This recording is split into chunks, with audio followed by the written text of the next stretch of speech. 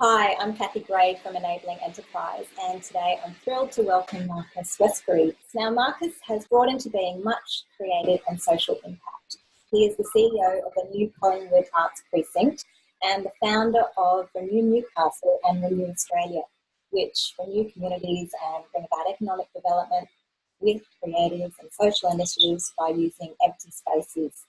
And it might sound like a familiar model, and that's because it's a great one that Marcus has pioneered in Newcastle.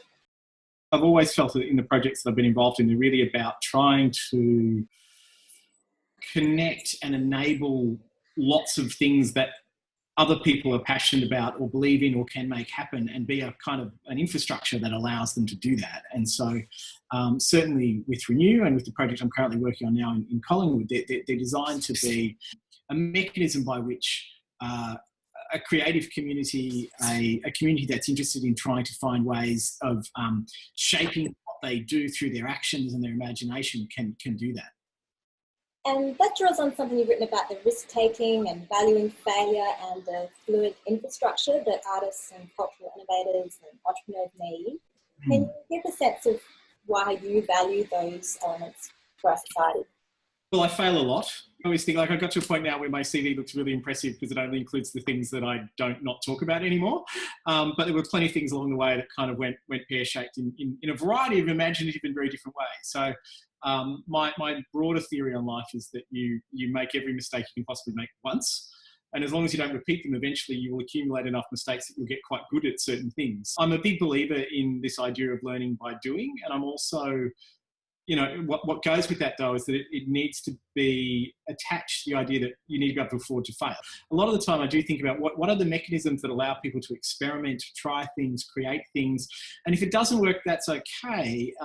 It's an opportunity to refine that and apply that again on the next thing that they do. And certainly with the Renew Newcastle project, a big part of the thinking behind that was about how do we create, so to go back to the very beginning, I mean, we had a city where there's 150 empty buildings in the two main streets. And so one of the biggest challenges was that no one was actually trying anything. The feedback loop had become so negative that people weren't even failing because they weren't even trying anything. So about trying to, through borrowing those spaces cheaply and creating a sort of legal and organisational infrastructure to support people to do things, we were able to bring in literally hundreds of projects and people to come in and through their incremental efforts make quite a big transformation.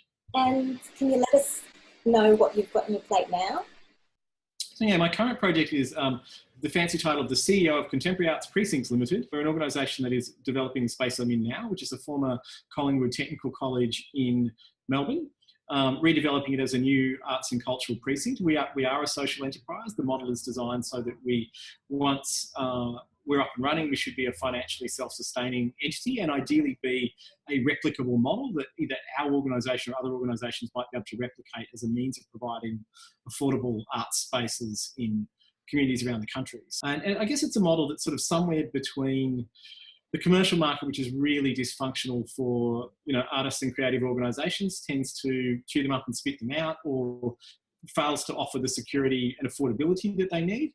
And at the other end of the spectrum, government-owned or run infrastructure, which is often very inflexible and bureaucratic in terms of the way in which who it's able to support and how it's able to support them. The whole model here is based on the idea that spaces will be offered at 70% of market rent on average, which probably means in practice having some that come in at 100% to cross-subsidise some that come in at 50 or less percent.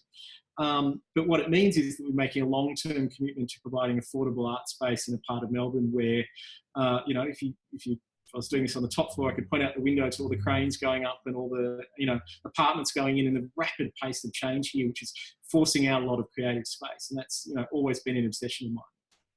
It's, in the end result will be a precinct that's full of a whole suite of artists, creative organisations, creative enterprises of different kinds. But I think if I knew who they would all be or what they would all do, I'd be doing the project a disservice. I think I need to be open to the discussions and the possibilities that aren't there yet. That was one of the great lessons I learned through Renew Newcastle, was that, for the most part, when we set up that framework, I started it in part thinking about the fact that it was worth doing because I knew so many people who wanted to do so many great things. And then when you actually do it, you realise that the people are just a tiny sliver of these much wider community of people that I've been very privileged to meet and work and collaborate with on a whole series of projects. And so, yeah, I'm a big believer in the idea that if you create mechanisms, people will plug all sorts of amazing, interesting things into them. And do you have tips for people who are starting out in this space, wanting to make things happen?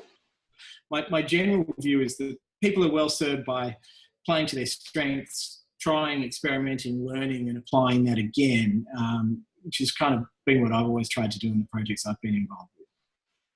Do you see a need for resilience for people to be building that personally or within their networks when they're trying and failing? Yeah, I do, but I also think resilience is it's a dangerous term because I think it's a bit of a myth to some extent. I think there's a myth that some people are naturally resilient, you know, that they're just capable of dealing with whatever hits them. And I'm certainly not. Like, I've had long periods of my life when I've been, deflated, depressed, given up on what it was I was trying to do. And I think for me, resilience is not so much about not getting knocked over, it's about getting up again, instead of waiting to catch the next wave when it comes. I've been involved in, projects. Some have worked out, some haven't. Some that have worked out have exhausted me or burnt me out. And then at the other end of the spectrum, some that haven't have sort of sent me down some dead ends of places I didn't really want to go. And then it's taken me a fair while to come back. I've had long periods of my life where I've done little more than lie on the couch and watch TV and wish that the world would go away. And then every now and then when the inspiration hits, the trick is to act on it or when the opportunities hit. Renew Newcastle was a variation of an idea I'd had 10 or 15 years before, and I'd kind of come back to it a few times over the years and never really figured out how to do it. And then one day, I guess I'd become a little bit more experienced and also respected. People trusted me weirdly in a way that they probably shouldn't have or hadn't have wisely before. And then equally, I managed to find in my orbit a network of people that were the people who had the missing pieces of the puzzle of the problem that I was trying to solve. If I'd spent 10 or 15 years banging my head against the door of trying to make that thing happen, I would never have had the energy when the opportunity came. So I think part of it is about picking your moments and looking for the area where you can make some kind of difference or contribution as well. I think, there are problems out there that lots of people are doing great work in tackling, and I wouldn't know where to start with. But there are some problems that I, for whatever reason, perspective or experience or being in the right/wrong place at the right time, are ones that I'm actually able to make some sort of useful contribution to. The trick is to kind of recognise those opportunities and those moments and try and make the most of them. So, I think inherently creative projects and people make a social contribution to their communities, perhaps in a less obvious and direct way than, charities working with people that are disadvantaged or homeless or others do. But creative communities are healthy communities. And I think it's very important to ensure that we have that diversity of creativity and activity for all of the things that it brings, economic, social, community benefits that come with that. And then within that sort of social enterprise model, I think the challenge is about how do you find, again, those sort of the spaces that are neither government nor private. Do you want to add a bit of that why you do it? One of the things I found over the years is I've done the things I found interesting. And part of that has been about being very grounded in a community and wanting to make that community a better place. Some of it's been quite selfish, like I'm just really interested in that thing and I want an excuse to go and do it or be part of it or like I want to meet that group of people over there that are doing that amazing thing, so I'll invite them all to a festival. That was a good trick. But then what you discover after a while is that if you follow those things, and for the most part that was 10 or more years of barely, if at all, being paid to do this stuff. Like it was for the most part doing it for nothing and doing it because I was passionate about it. But then the great beauty of that is that I eventually sort of woke up one day and worked out that I had become an expert in all of those things that I was really interested in because I had somehow become good at them because I had been doing them for a very long time. And I think that's a really fascinating, it's kind of really fascinating to kind of wake up one day and actually go, oh, all right, I'm not just into this stuff. I'm actually quite good at it now because I've been in this space for a long time. I do get a really great sense of satisfaction about being part of seeing someone's dreams come to life, or something that someone is passionate about, actually being part of making it happen. And I just, in some ways, I've always found that much easier than the idea of, here's this thing that I want to have happen. I actually get a great deal of energy from other people's passion.